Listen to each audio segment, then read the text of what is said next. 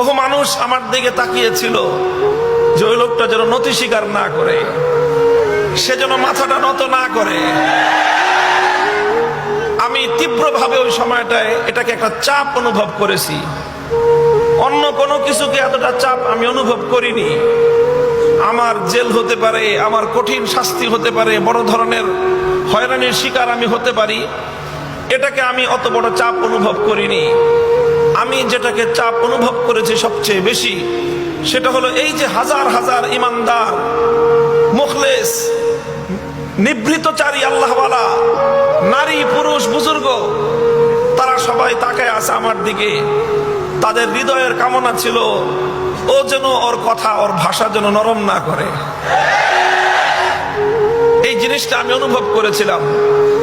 তখন আমি একটা শপথ করেছিলাম, জীবন যেতে পারে, হকের কথা বলেছি, এই কথা আমি প্রত্যাহার করব না। চেতনা ছিল আমার একটাই,